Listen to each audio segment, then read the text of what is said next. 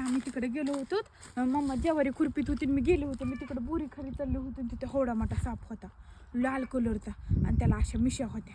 लयच लांब का होता आणि लयच मोठा होता. असले केस होते त्याला लांब लांब. तेवढाले नव्हते आहो बारकुले होते पुढून त्याचं तोंड असते कधी त्या आवडाले होते.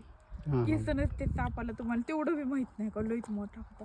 इकडून आला बरं का खाली ते काळं रान नाही का काळ्या रानातून त्या मध्ये नाही का ते त्या बांधावून हे जेवारीत घुसला आणि मी इकडं बसले होते. मी म्हटलं काहीतरी म्हणजे ते होडं मोठं होतं मला असं नाही का मुंगूस नाही का मला तसं वाटलं का हे तर सगळे मुंगसच येतं म्हटलं तिकडं असं नाही एखादं आणि ते खालून वरी आला आणि वरून जेव्हा ते बांधावून खाली रानात असा यायला लागला का तेव्हा मला दिसला.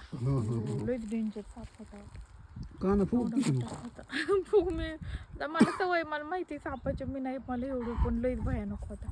तुम्ही जर बघितला असता का लय काहीच खरं नव्हतं पण तुमचं. साप भाऊ होता एवढा मोठा लांब का भाऊ तिकडं होता रानात हिंडत जाऊ नको बरं का वाघे एकटा का हिंडत असतो नको हिंडत जाऊ भाऊ आहे तिकडं त्या रानामध्ये भाऊ एवढा मोठा. मी आता बघितला मम्माकडे मी नव्हते का जेवारीकडे गेले तर तिथं दिसला मला. लय मोठा होता वय काहीच खरं नाही त्याचं. ते इकडे येईन का घराकड